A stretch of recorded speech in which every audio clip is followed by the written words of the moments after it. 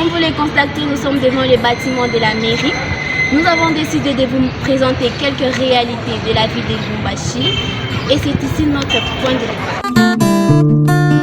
Fondée en 1910, la ville de Lubumbashi, autrefois appelée Elisabethville, a connu au fil des décennies plusieurs changements majeurs, tant sur le plan administratif, architectural que symbolique. De cette évolution sont nés des sites emblématiques qui témoignent de l'histoire, du pouvoir public et du développement économique de la capitale du Haut-Katanga. La cheminée emblématique de la Générale des carrières de mines Gécamine en sigle, symbole de la richesse de la ville, est située dans le quartier historique industriel au cœur de Lubumbashi. Construite à l'époque de l'Union minière du Haut-Katanga, l'entreprise coloniale belge qui a lancé l'exploitation industrielle du cuivre et d'autres minerais dans la région. Cette cheminée haute de plus de 150 mètres dominait les sites industriels et servait à rejeter le fumée issu des procédés métallurgiques. Nous sommes devant les bâtiments de la mairie.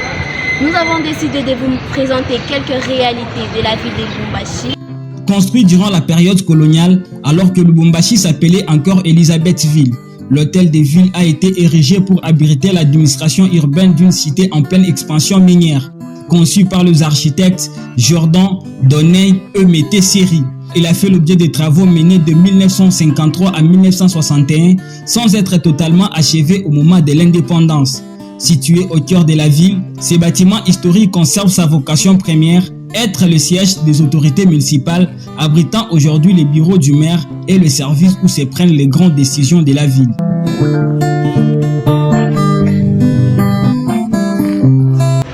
Et derrière moi, vous pouvez remarquer le parquet général de Lubumbashi. Le parquet général situé près de la cour d'appel et du tribunal des grandes instances est l'une des institutions judiciaires majeures de la ville. Il représente le ministère public et veille à l'application de la loi, garantissant ainsi l'état des droits. Nous continuons toujours notre tour.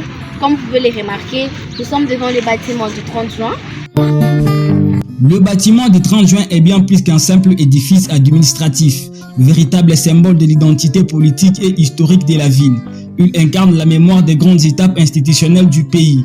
Siège d'une vie parlementaire active, il joue également un rôle multifonctionnel, accueillant des activités civiques, culturelles, sociales.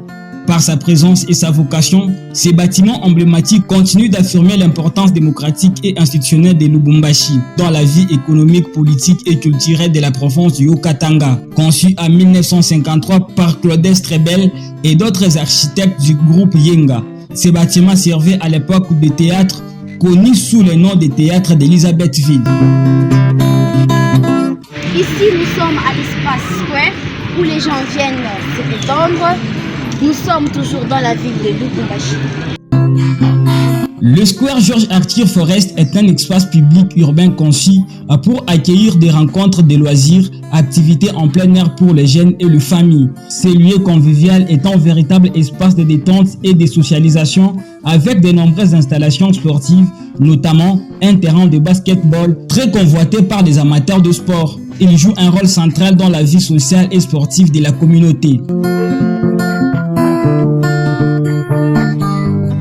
À travers ces bâtiments historiques, ces espaces publics vivants et son héritage industriel, Lubumbashi se révèle comme une ville où le passé rencontre le présent, une cité qui allie dynamisme urbain et beauté architecturale. Vibrante, accueillante et fière de son histoire, Lubumbashi ne cesse de séduire ceux qui la découvrent et d'inspirer ceux qui l'habitent.